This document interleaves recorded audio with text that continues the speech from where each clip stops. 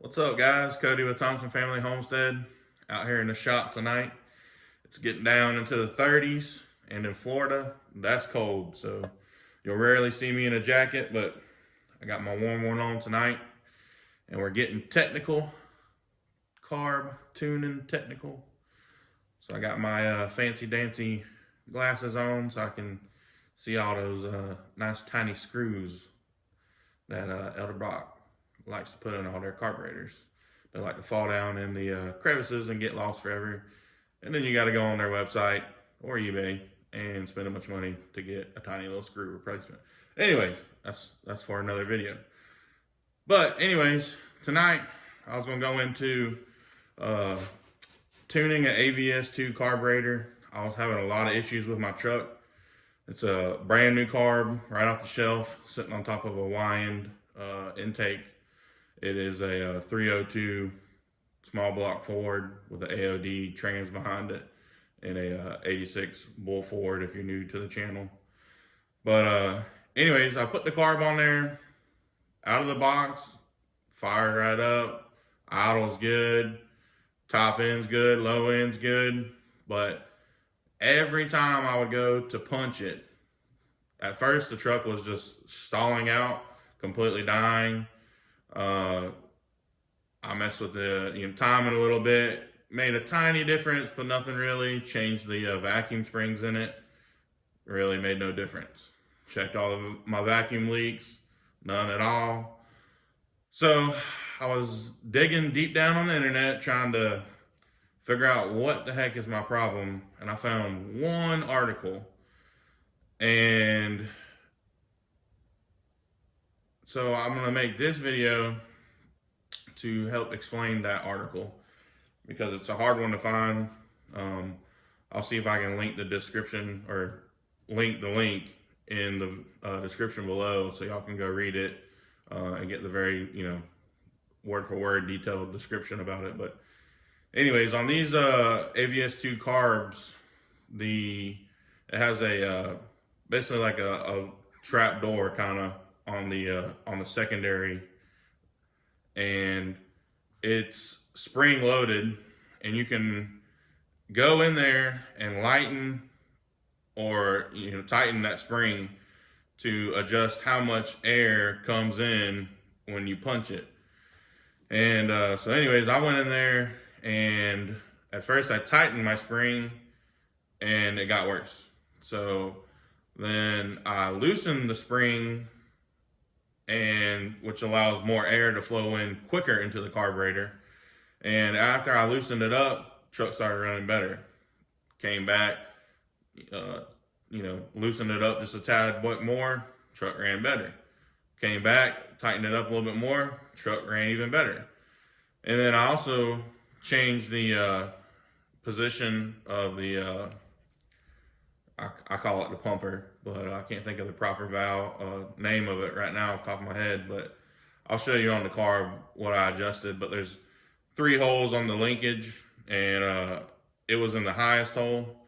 I put it in the middle hole, truck ran a little bit better, and then I dropped the linkage down to the bottom hole, truck started running even better. So it's running real good now, but I hope this video helps some of you guys. Let me go pop the hood of the truck and show you exactly what I'm talking about. It is a simple fix, super easy to do. Anybody can do it. All you need is a screwdriver and a Torx bit and 7 needle nose pliers, and you'll be good to go. So let me go pop the hood and get you guys under there.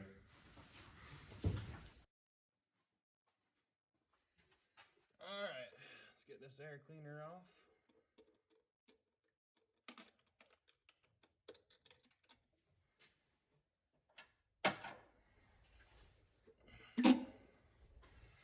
I'm sure I'll knock all this off in a second and spend an hour looking for that bolt. But anyway, let me get this carb dispenser off. So on the back of here, you have this little spring-loaded flap right there. And this top screw right here is going to be your Torx screw. And then it's just a flathead screw right there. And anyways, you're gonna wanna put a flathead on that, hold it tight, and then unloosen this torque screw, and that is how you adjust it. So, you know, clockwise, tighten, counterclockwise, lefty-loosey, you're gonna loosen it, loosen the spring tension. So in my case, I loosened it, truck ran a lot better. In your case, you know, you might need to tighten it. It's a fuel issue, fuel air issue, you know, that's what you're tuning. So you might be getting too much fuel or not enough fuel. And this is the linkage I was talking about. You can adjust. This is your accelerator pump. And if you put it all the way in the top hole, that's supposed to be more fuel. In my case, I needed the very bottom hole, which is less fuel. And that's what was causing my bog. And to adjust this, there's just a little clip on the back of here. You need some really tiny needle nose pliers, or you know, a pick, something. But whatever you do, just be careful, because that thing will pop off, and it is crazy hard to find because it is tiny. And don't ask me how I know. I might have lost mine. I might have had to order another one. So learn by my mistakes. But if, like I said, if you need more fuel, top hole, a lot of guys that just, you know, run these out of the box in the middle hole. I needed the bottom hole. So you never know. But yeah, it's super easy. You know, before you go messing with the spring, honestly, I would just try this first and see how that helps you. If you're putting it in the top hole and getting more fuel, then maybe you, and your bog still continues, maybe you should tighten this screw. If you put it in the bottom hole and your truck's running better, then I would suggest, you know, loosening that screw and let more air get in the carb quicker. Anyways, I hope this helps you guys. I'm gonna get a couple close-up shots of this so y'all can see it better. And I really hope this video helped. Like, subscribe. I'm trying to grow the channel. I'm almost at 500 while I'm making this video. We're at 498. Trying to get to that 500 mark and then 1,000. And hopefully we'll keep growing. And really appreciate you guys checking the video out. Drop a comment. Let me know what you think. Any suggestions. Tell me something I don't know. I'm always open to suggestions. Always open to learn. I'm only a young guy, so I got plenty of stuff to learn about these motors, and I try to soak up as much knowledge as I can from old timers. So you guys drop me a comment, and I'll catch you on the next video.